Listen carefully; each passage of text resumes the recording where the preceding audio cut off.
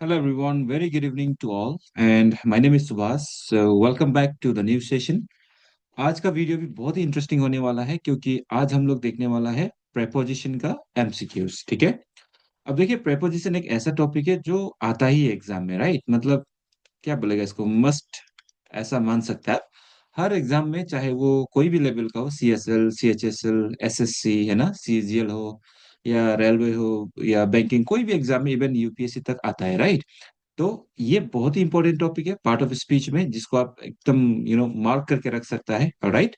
तो आज भी हम लोग दो एमसीक्यू सीखेगा, मतलब दो कंसेप्ट सीखेगा। Okay, we are going to do two MCQs. तो चलिए फिर शुरू करते हैं।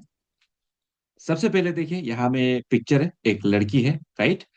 और एक लड़की को प्रोनाउन में क्या बुलाएगा हम लोग, वी कॉल इट सी। अब वो क्या है, अपना घर जा रहा है। देखिए शॉपिंग करके यहाँ में काफी ज्यादा वेजिटेबल लिया गया है, राइट। एंड देन काफी अलग अलग सामान है, तो वो बाहर से आ रहा है और वो घर का तरफ जा रहा है। ओके, ये उसका क्या है, ये है उसका home, right. Home sweet home, yes no. तो चलिए, अब इसका हिसाब से सिनेरियो सेट हो गया है। अब चलता है क्वेश्चन में। क्वेश्चन में बोला है she comes back dash home every Saturday, यानी कि वो हर सैटरडे को घर वापस आता है। ओके, मतलब वो कहीं काम पे जाता है या कुछ ना कुछ एंगेज रहता है, तो घर पे वो ओनली कब आता है, सैटरडे पे ही सिर्फ आ पाता है, राइट।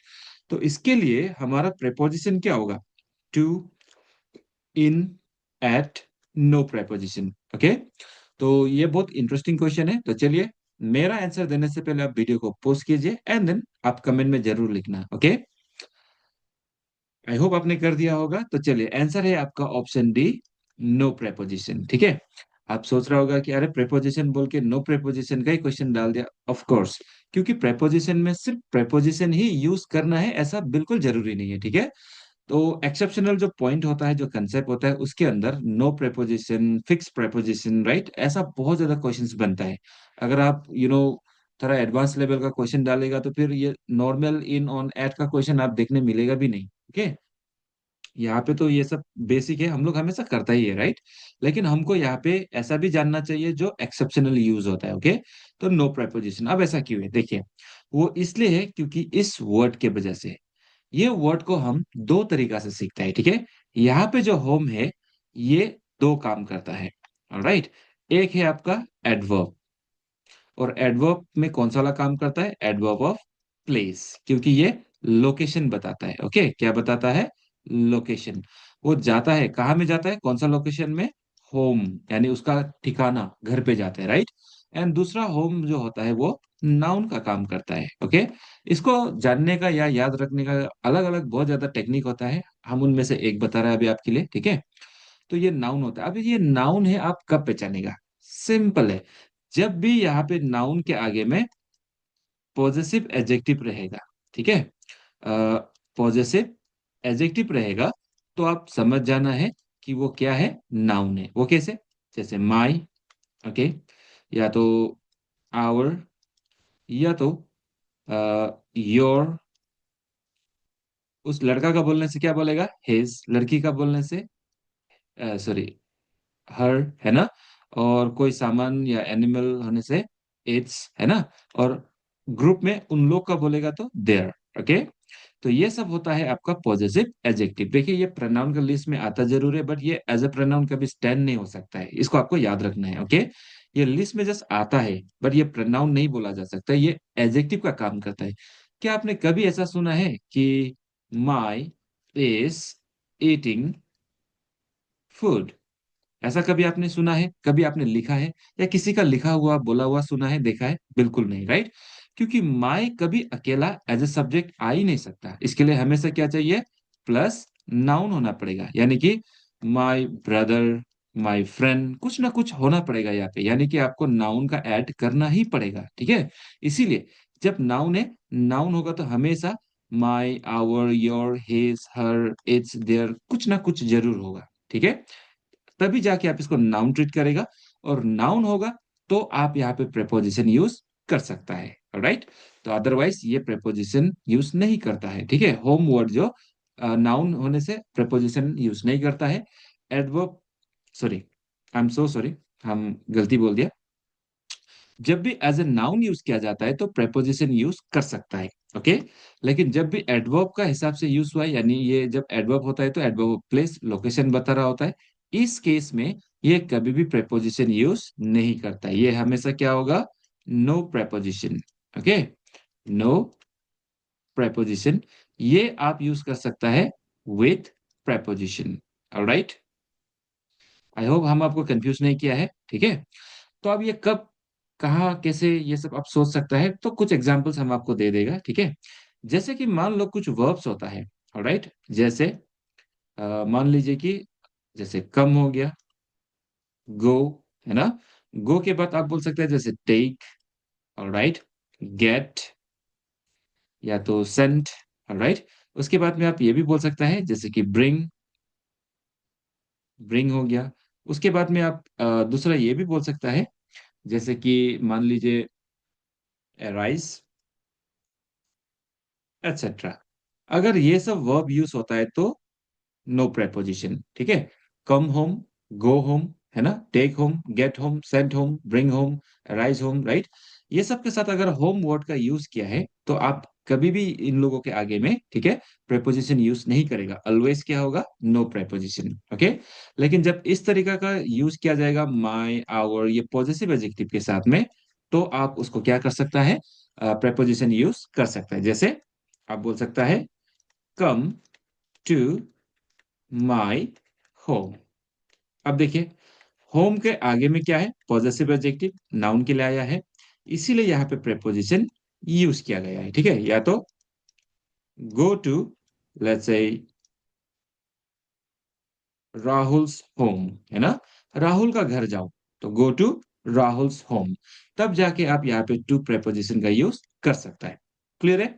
आई एम श्योर इसमें आपका कंसेप्ट पूरा क्लियर हुआ होगा।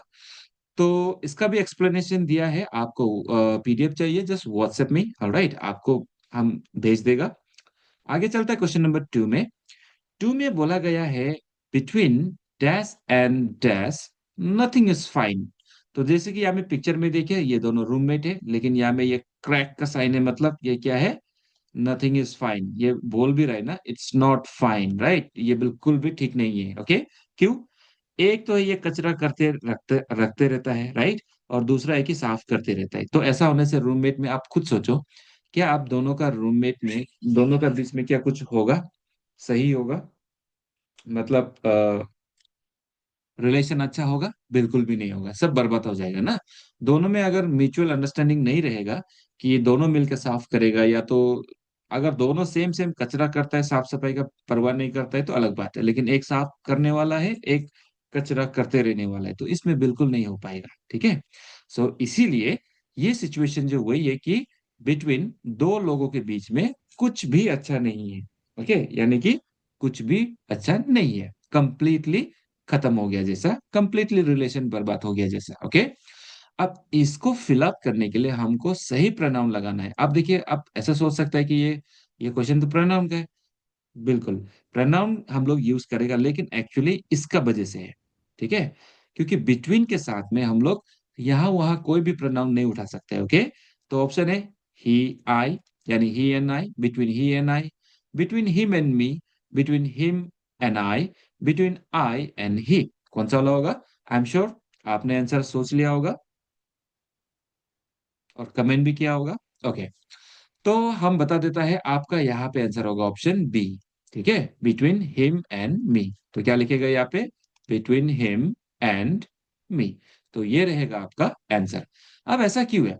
वो इसलिए है क्योंकि बिटवीन एंड, दो दो प्रेपोजिशन है, बिटवीन एंड, ठीक है।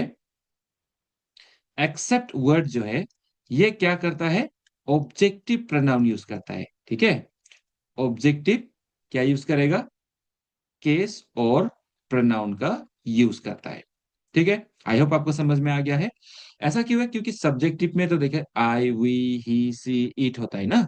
तो लेकिन आपको याद रखना है बिटवीन एंड एक्सेप्ट के साथ में बेसिकली प्रेपोजिशन ऑब्जेक्टिव फॉर्म को ही यूज करता है, बट स्टिल ये स्पेसिफिकली बिटवीन एंड एक्सेप्ट जो होता है वो क्या करता है? Only and only objective case और ऑब्जेक्टिव प्रोनाउन को ही यूज करेगा। तो आई ये सब, इसीलिए ही ये सब सही नहीं है। ओके, याद रखना। तो यहाँ पे आपको जैसे यहाँ पे बोल सकता है, लेट्स से हम एक्सेप्ट का एग्जांपल दे देता है। बिटवीन का तो आपको यहाँ पे मिल ही गया है ना, between him and me everything is fine भी बोल सकता है, नथिंग इज फाइन भी बोल सकता है ना। तो आप यहाँ पे अलग अलग बोल सकता है, बट एक्सेप्ट के लिए भी हम बता देता है। Let's say he, let's say accept, यहाँ पे आई होना चाहिए ना मी होना चाहिए, इनवाइटेड एवरीवन। मतलब एक्सेप्ट का मतलब पता है ना, हमको छोड़ के, मेरे अलावा, है ना। उसने मेरे अलावा सभी को बुलाया, राइट। ही एक्सेप्ट आई और मी इनवाइटेड एवरीवन। अब देखिए ध्यान से, ये है आपका सब्जेक्टिव। वैसे मीनिंग जो आई एंड मी में ज्यादा फर्क नहीं है, ठीक है, लेकिन ये केस का बात है, यानी कि पोजीशन का बात है, तो अलग अलग पोजीशन का यूज आई एंड मी करता है। तो ये सब्जेक्टिव, ये ऑब्जेक्टिव, राइट। तो हमको क्या है, अभी अभी क्या बोला है, हमेशा बिटवीन एंड एक्सेप्ट होने से क्या चाहिए हम लोगों को, ऑब्जेक्टिव, राइट। तो आई नहीं, आंसर क्या होगा, मी। ही एक्सेप्ट मी इनवाइटेड एवरीवन। उसने मेरे अलावा सभी को बुलाया, राइट। तो इस तरीका से आप बिटवीन एंड एक्सेप्ट का यूज करता है। तो याद रखना, अगर एग्जाम में कभी भी बिटवीन एंड एक्सेप्ट का यूज किया गया है, उसके साथ में जो प्रोनाउन होगा या तो कोई भी सब्जेक्ट होगा, वो सब्जेक्टिव नहीं ऑब्जेक्टिव होना पड़ेगा। अब नाउन में कुछ खास फर्क नहीं पड़ता है, क्योंकि ऑब्जेक्टिव एंड सब्जेक्टिव का फॉर्म सेम रहता है। लेकिन याद रखना, प्रोनाउन होगा तो आपको बहुत ध्यान देना पड़ेगा, क्योंकि वहां में प्रोनाउन का सब्जेक्टिव ऑब्जेक्टिव दोनों होता है, ठीक है। जैसे हम आपको यहाँ में बता ही देता है वेरी क्विकली, ठीक है। सब्जेक्टिव में होता है आपका आई प्रोनाउन के अंदर, फिर होता है वी, है ना, फिर होता है यू, ही, सी, इट, उसके बाद होता है एंड, दे। ओके, फिर होता है दे। तो यहाँ पे आप ध्यान से देखना, दे। अब ऑब्जेक्टिव जब भी आप यूज करेगा ऑब्जेक्टिव में, तो उसी का ऑब्जेक्टिव वर्जन, ठीक है। आई का ऑब्जेक्टिव क्या होता है, आई जैसा मतलब मैं या तो हम, हमारे यहाँ हम बोलता है, राइट, हम। और हमको बोलने से क्या होगा, मी। वी का होगा हम लोग, यानी हम लोग को बोलने से फिर आप क्या बोलेगा, अस। यू का सेम रहता है, चेंज नहीं होता है, आप या तो आपको, दोनों हो सकता है। ही का उस, वो या तो उसको बोलेगा तो क्या होगा, हिम होगा कि नहीं होगा। तो हिंदी में तो उसको उसको सेम ही होता है, बट लड़की के लिए उसको बोलने से हर हो जाएगा। इट का भी चेंज नहीं होगा। एंड दे का, वो लोग, वो लोग को बोलने से या तो उन लोग को बोलने से क्या होगा, देम। तो याद रखना, सब्जेक्टिव एंड ऑब्जेक्टिव में यही डिफरेंस होता है। तो आई होप आपने वन एंड टू को अच्छा से समझा होगा, कंसेप्ट भी क्लियर हो गया होगा, राइट। आगे से प्रैक्टिस करते रहना। और वीडियो को अच्छा लगा तो प्लीज फॉलो कर देना, और भी ऐसा वीडियो बनाने में हमको और भी मोटिवेशन मिलेगा, राइट। तो आज के लिए इतना ही है। Thank you very much for watching, and I see you in the another video, ठीक है। I will see you in another video, okay. तो अब चलता हूँ मैं, टेक केयर, बाय बाय।